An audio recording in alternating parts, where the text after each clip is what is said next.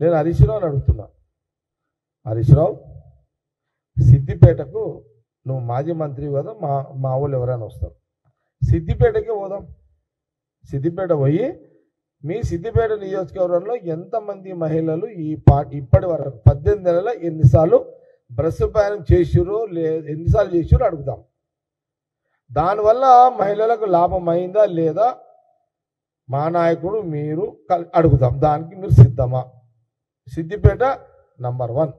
కేసీఆర్ గారు మీ కాన్ఫరెన్స్కి పోదాం.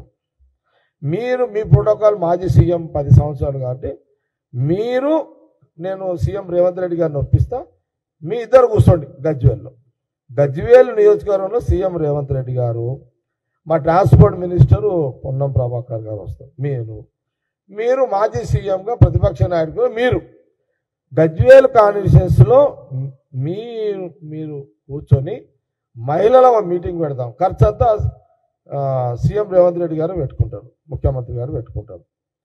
మీ నియోజకవర్గంలో ఎంతమంది అయితే మహిళలు అంతమందిని ఒక దగ్గర పిలుస్తాము. పిలిచి అమ్మా మీరు ఎన్నిసార్లు బస్సు ప్రయాణం 18 నెలలు చేశారు కదా, మీరు సంతోషంగా ఉన్నారా, మీరు హ్యాపీగా ఫీల్ అవుతారా లేదా అడుగుదాం.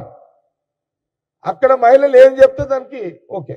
ఒక దగ్గర ఏదో అన్నాడు కేటీఆర్, ఏమని ఉచిత బస్సు ప్రయాణం ఇచ్చిర్రు, ఆడవాళ్ళు సీట్లు దొరకక ఇబ్బందిగా కొట్టుకుంటున్నారు అని అన్నాడు.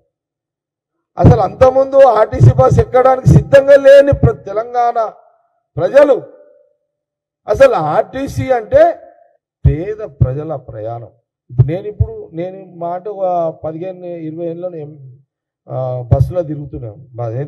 నేను ఎమ్మెల్యే కాకముందు రోజు బస్సులో తిరిగేటాను కదా, మేమంతా బస్సులో తిరిగి వచ్చినాము.